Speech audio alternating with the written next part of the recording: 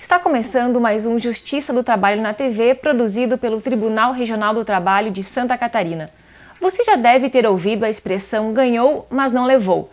Na Justiça do Trabalho, isso acontece quando os valores reconhecidos em decisão judicial não são pagos ao trabalhador. É a fase de execução. Com mais de 2 milhões de processos nessa situação, a Justiça do Trabalho vem se mobilizando para superar o seu maior gargalo e garantir o direito dos trabalhadores. Para discutir o assunto, está conosco o juiz Marcos Vinícius Barroso, do TRT de Minas Gerais. Nosso convidado é integrante da Comissão Nacional de Efetividade da Execução Trabalhista. Bem-vindo, juiz Marcos. Obrigada por ter aceitado o nosso convite. E vamos começar então, eu gostaria que o senhor explicasse quais são os principais problemas na fase de execução. Afinal de contas, por que é que o trabalhador ganha, mas não leva? Bom, os problemas na fase de execução, eles têm variadas origens. Atualmente, nós temos um problema na fase de execução, que é a turbulência financeira pela qual o país passa. Nós temos também aqueles casos de empreendedores econômicos que, por algum motivo, tiveram insucesso na atividade. E estavam agindo de boa fé, eles não tinham nenhum tipo de interesse em lesar ninguém, eles simplesmente não tiveram sucesso na atividade econômica. Mas há também um crescente número daqueles devedores que agem de má fé, que são aqueles que obtiveram sucesso financeiro em determinada época, os ganhos que eles oferiram, eles previamente colocaram em locais específicos, protegeram esses bens, e depois, quando eles se tornam devedores na justiça, eles, numa pesquisa preliminar, eles não têm quase nada a oferecer para pagar as dívidas. E quais são as técnicas que eles utilizam para proteger esses bens, como você mencionou? Bom, hoje em dia, infelizmente, muitas dessas técnicas são oferecidas na rede mundial de computadores. A pessoa pode fazer uma pesquisa e verificar hipóteses próximas a ela, na cidade onde ela mora, cursos e vantagens. As mais conhecidas e que inclusive a mídia nos reporta muito nos escândalos que comparecem quase que diariamente nos jornais, são a utilização das offshores, são a utilização das empresas de factoring, as sociedades anônimas de capital fechado, são a utilização de laranjas, são a utilização de empresas falsas, notas calçadas ou com faturamento, superfaturamento ou subfaturamento, dependendo do objetivo que você quer atingir. Depende do objetivo de atuação econômica do devedor ou do fraudador, ele sempre vai utilizar algum meio que lhe seja mais adequado. Se ele quiser mandar dinheiro para fora, muitas vezes utilizam doleiro, o sistema de dólar cabo. É muito grande o leque. Bom, dados da Coordenadoria de Estatística e Pesquisa do TST revelam que o volume de execuções encerradas em 2014 foi 18% menor que 2013. Esse é um dado que preocupa, não é mesmo?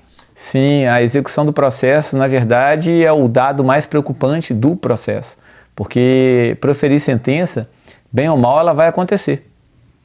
Mas a entrega, naqueles casos em que a sentença houve procedência, a entrega do bem da vida, seja uma obrigação de fazer ou não fazer, essas são mais fáceis de providenciar, mas nos casos das obrigações de pagar, elas são a parte mais que demanda maior preocupação da justiça, porque as taxas de congestionamento das execuções, por aquelas justificativas que nós comentamos anteriormente, elas têm crescido ano a ano. Exatamente. E bom, o volume de processos, como o senhor falou, em execução não para de crescer. Para ter uma ideia, em 2014, as varas do trabalho receberam mais de 1.100.000 novos processos na fase de execução, 42% a mais que em 2013. Que medidas estão faltando para acelerar o cumprimento das sentenças? O cumprimento das sentenças, esse acréscimo de processos nas varas, eles podem ter justificativas diversas. Eles podem acontecer naqueles casos em que o processo está sendo utilizado como mora para postergação, uma quantidade excessiva de recursos, e aí o devedor vai postergando o pagamento da dívida, como também pode ser aqueles casos em que ele não teve sucesso financeiro e não está de má fé, e aquele caso crescente de que ele teve a condenação, mas está agindo de má fé para não pagamento. As medidas que poderiam ser tomadas a respeito com relação aos recursos, o rápido julgamento ou até mesmo o não recebimento de alguns recursos que nitidamente têm caráter protelatório. Com relação aos devedores, é o início das atividades de execução o quanto antes. Seja, às vezes, com a própria sentença ou a confirmação do recurso ordinário, já é início de atividades executórias em si. E uma questão muito importante atualmente, que trata da proteção dos imóveis e as aquisições imobiliárias, em janeiro de 2015 foi editada a Lei 13.097, que no seu artigo 54, inciso 4, e no artigo 56, mencionam o dever do juiz de, quando contra uma pessoa correr uma ação, no caso trabalhista, pela previsão do inciso 4, o correto seria o juiz notificar o cartório para que fosse lançado na matrícula imobiliária desse bem, desse imóvel, que contra o devedor, contra fulano de tal, corre uma ação trabalhista. Essa é uma boa medida que torna mais eficaz os grandes problemas que a gente tem quando nas execuções nós encontramos imóveis em poder de terceiros e vem a discussão do adquirente de boa ou má fé. Uhum. Uma forma também de acelerar a execução seria sentenças líquidas. Sim, as sentenças líquidas, elas, sem dúvida alguma, elas aceleram as execuções. A Corregedoria Geral da Justiça do Trabalho, em todos os tribunais que ela comparece, pelo que eu tenho conhecimento, ela recomenda, fica na ata de correição, a recomendação das sentenças líquidas, ao menos nos processos sumaríssimos. E eu, particularmente, profiro sentença líquida em Minas Gerais e posso afirmar comprovadamente que as sentenças líquidas, elas encurtam o tempo de processo em pelo menos uns 5 meses, que seriam cálculos posteriores ao trânsito em julgado. Muitos recursos não sobem porque a parte devedora ela entende melhor pagar o trabalhador do que recorrer. O próprio trabalhador às vezes pretende um valor que quando a sentença liquidada é apresentada, esse valor não corresponde à expectativa dele, ele acaba aceitando uma proposta feita pela empresa. Então a sentença líquida ela só tem benefício. Bom, juiz Marcos, o TST criou em 2014 a Comissão Nacional de Efetividade da Execução Trabalhista. Como integrante dessa comissão, o que ela está fazendo para melhorar a execução trabalhista? Bom, a comissão ela foi criada pelo ministro Leveniag em abril de 2014 e o papel da comissão, que é composta de 5 juízes do trabalho e mais os 2 juízes auxiliares da presidência, num total então de 7, seria estudar ideias, estudar situações que poderiam ser apresentadas para todo o judiciário trabalhista com a finalidade de melhorar as execuções das mais diversas espécies de trabalho. Então, uma das propostas que foram apresentadas foi a criação dos núcleos de pesquisa patrimonial. O núcleo de pesquisa, ele é, grosso modo, uma unidade de inteligência que a Justiça do Trabalho tem criado em cada tribunal, com a finalidade de pesquisar aqueles casos em que a pessoa utiliza técnicas mais intrincadas de ocultação de bens. Foi criada a resolução apresentada ao ministro, o SIMBA, o Sistema de Investigação de Movimentações Bancárias, e o ministro entendeu por bem aplicar a ideia, levou isso ao Conselho Superior da Justiça do Trabalho. Estão em andamento estudos a respeito de fornecimento de material para os oficiais de justiça, como máquinas fotográficas, tablets, melhores meios para o cumprimento dos mandados. Então tem uma série de atividades que a comissão faz para serem apresentadas ao ministro com a finalidade de melhorar as execuções. Obviamente aquilo que o ministro entende como cabível, ele vai escolher a forma da apresentação. Os núcleos de pesquisa e o SIMBA, ele resolveu através de resolução administrativa. Ele entendeu por bem aplicá-las como resolução administrativa. Levou ao Conselho Superior da Justiça do Trabalho, o Conselho Superior votou e as resoluções administrativas elas têm caráter vinculante, conforme previsto na Emenda Constitucional 45, né? As resoluções do Conselho Superior da Justiça do Trabalho têm caráter vinculante para as demais instâncias da Justiça do Trabalho. Então, todos os tribunais, a partir dessas ideias, tiveram que criar os seus respectivos núcleos de pesquisa. Todo juiz hoje ele tem a prerrogativa, vamos dizer assim, de acessar o SIMBA, que está disponível, e outras ideias que vão ser apresentadas ao longo do segundo semestre. Eu queria que o senhor detalhasse um pouquinho mais o SIMBA, que parece que inclusive ele foi utilizado para desvendar alguns envolvidos na Operação Lava Jato. Sim, o SIMBA ele é uma solução de tecnologia da informação, uma solução de TI, que tem origem na Procuradoria Geral da República em Brasília. Ele enquadra, ele materializa a Carta Circular 3454, expedida pelo Banco Central. E essa carta ela resume a forma, o layout que as instituições financeiras vão prestar informações ao Poder Judiciário no caso de afastamento de sigilo bancário. O Simba é uma ferramenta muitíssimo eficaz, traz informações extremamente úteis à vida financeira das pessoas que tiveram sigilo afastado. E sim, o Simba, um primeiro momento, vamos dizer assim, da Operação Lava Jato, está todo montado em cima do Simba e em cima das escutas telefônicas. É óbvio que, posteriormente a isso, ocorreram desdobramentos como apreensão de mídias, apreensão de documentos e outras apreensões que o juiz criminal vem entendendo por adequadas. Mas as escutas telefônicas e a pesquisa das movimentações financeiras foram o carro-chefe da Operação Lava Jato. E o Simba é 100% eficaz nos casos de ocultação dos bens? Seria talvez exagerado nós dizermos que ele é 100% eficaz. Ele é muitíssimo eficaz, talvez mais de 90%, e aquilo que ele não mostra diretamente a respeito da ocultação, ele mostra indiretamente nos relatórios e nas informações de transações, que através de uma continuidade na pesquisa nós conseguimos chegar ao objetivo que nós estávamos buscando.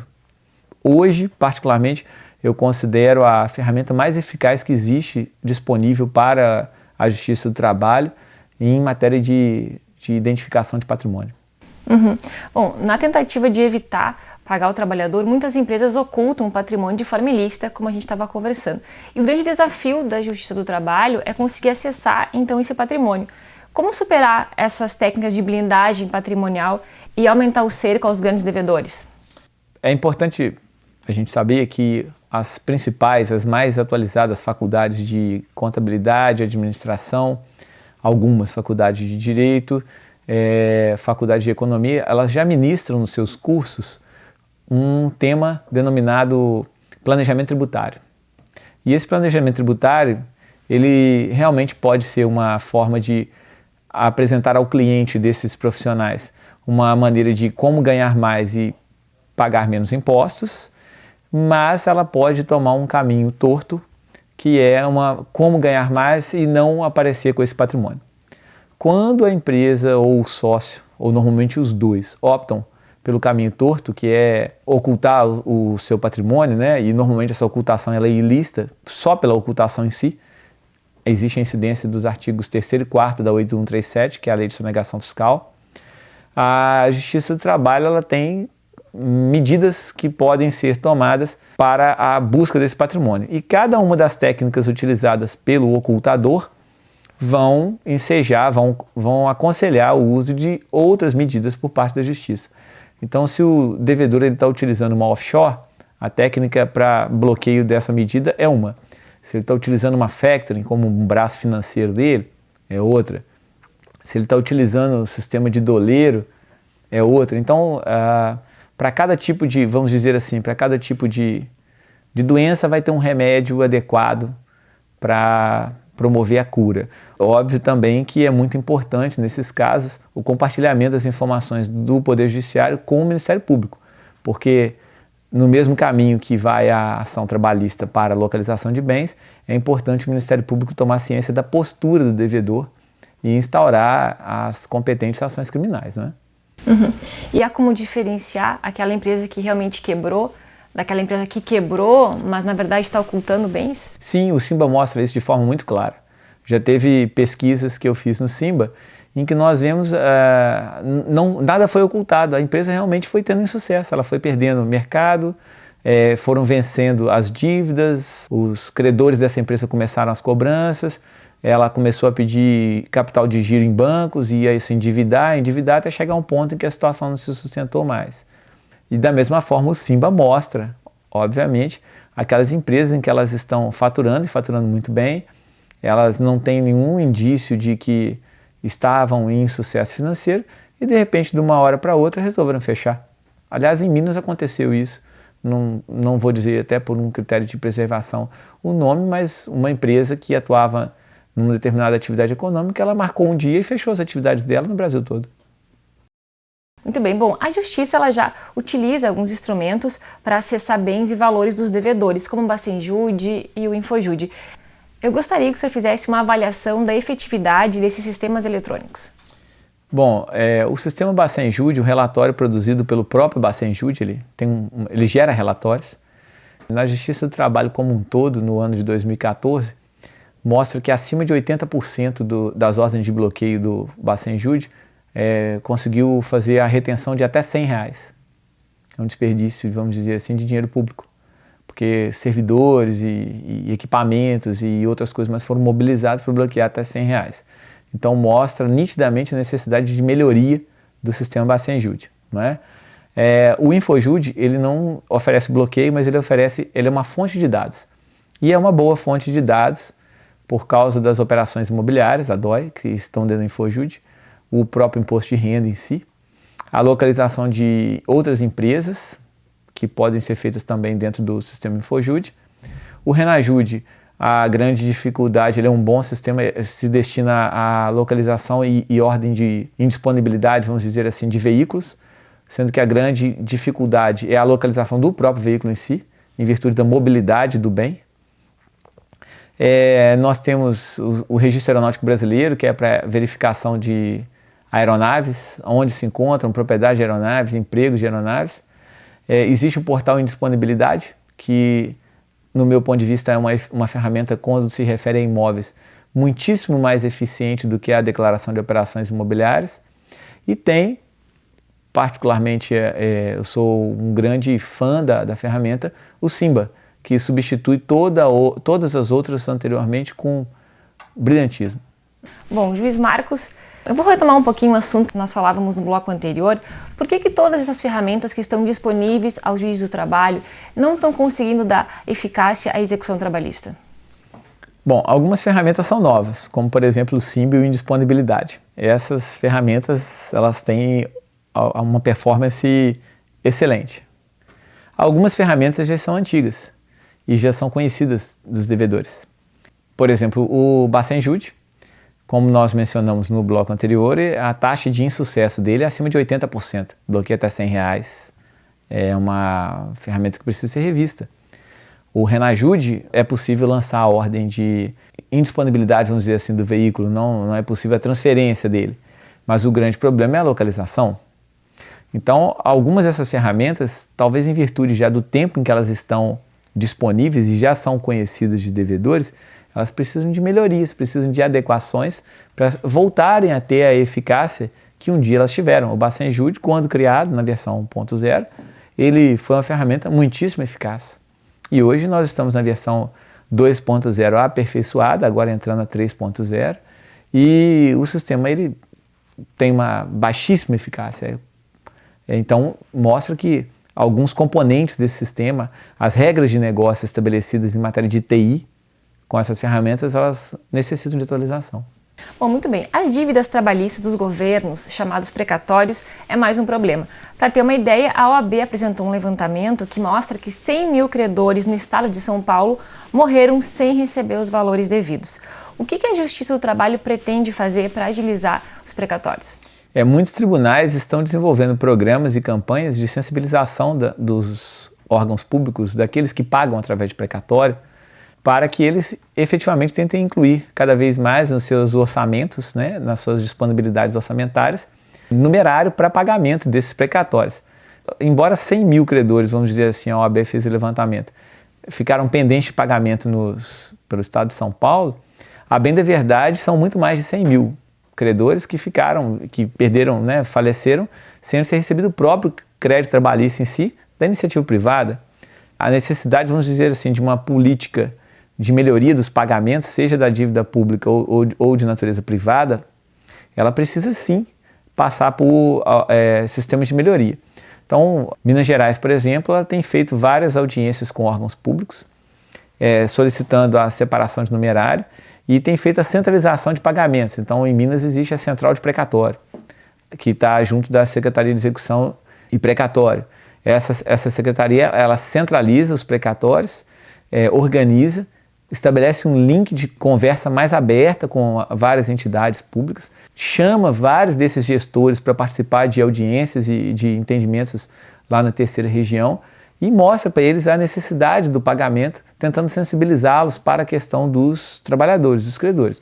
E isso tem gerado bons resultados. Então, o estabelecimento do diálogo com o poder público devedor é uma boa ferramenta para a obtenção de sucesso no precatório. Bom, então fica a sugestão aí. E vamos falar um pouquinho agora sobre o novo Código de Processo Civil. De que forma as alterações do novo Código, que vai entrar em vigor em 2016, podem ajudar no aumento da efetividade da execução trabalhista? Eu vou fazer uma menção a respeito do novo Código de Processo Civil na parte de execução em si, mas esclarecendo que o novo Código de Processo Civil ele diz nos seus artigos que ele é aplicável ao processo do trabalho, obviamente a maioria das interpretações no sentido de que naquilo que a própria lei processual trabalhista for omissa. Então, havendo omissão, utilizar-se-á o novo Código de Processo Civil. E no meu ponto de vista, o novo CPC, ele na verdade não caminhou tanto no sentido da efetividade das execuções, especialmente execuções trabalhistas. Então, um ponto, por exemplo, em que não houve esse caminho, antigamente era utilizado na CLT com possibilidade de amparo legal no CPC, a chamada penhora de faturamento de empresa. E essa penhora de faturamento de empresa, ela permitia que o juiz determinasse, sim, a penhora de determinado percentual do faturamento da empresa, inclusive utilizando uma técnica, que seria um administrador para controlar, vamos dizer assim, a receita dessa empresa e a separação daquele percentual que o juiz mandou penhorar. E na norma nova, vamos dizer assim, em resumo, além de existir uma proibição dessa questão da nomeação de uma pessoa para poder fazer o acompanhamento, existe também uma limitação percentual sobre o montante. E aí surge a questão de que, se nós estivermos diante de um bom devedor, o devedor, vamos dizer assim, é honesto, que ele está passando por uma turbulência financeira, mas ele está de boa fé, o propósito dele é seguir em frente, ele quer retomar a vida dele e quer recontratar até mesmo os empregados que ele dispensou, essa medida vai ser perfeita com relação a ele, porque ele não está de má fé. Agora, para aqueles devedores, e que tem muitos, que estão de má fé, é um prato cheio, porque eles tecnicamente vão se blindar contra uma ação mais efetiva da Justiça do Trabalho. Bom, a gente está se encaminhando para o final do programa. Só gostaria que o senhor comentasse a afirmação do juiz do trabalho Marcos Fava, especialista em execução, que ele diz que o juiz precisa assumir um papel mais proativo no cumprimento da própria sentença. O senhor concorda? Perfeitamente. Eu concordo plenamente com o que o Marcos comentou. Também o ministro Levenhagen, presidente do TST, ele, quando fez a primeira reunião com a Comissão Nacional de Efetividade e Execução, a reunião de 2014, quando nós fomos formalmente convidados a compor a comissão e participar da reunião com o ministro disse da importância da comissão e da própria Justiça do Trabalho de sensibilizar mais os juízes para as atividades de execução, o pós-sentença. Porque a sentença, vamos dizer assim, é apenas uma parte do caminho. O destino final na caminhada é a entrega da prestação judicial. Esse é o objetivo número 1 de todo o processo. A sentença ela é só uma etapa e, particularmente, no meu ponto de vista, é uma etapa que tem que ser exercida com muita responsabilidade, zelo, dedicação, mas que é uma etapa, atualmente, dada a conjuntura, bem menos significante do que a efetividade na execução. Bom, agradeço a participação do senhor no nosso programa. Obrigada. Foi um prazer. Hoje conversamos com o juiz do TRT de Minas Gerais, Marcos Vinícius Barroso, sobre como a Justiça do Trabalho está enfrentando os processos em execução. Nos vemos no próximo programa. Até lá!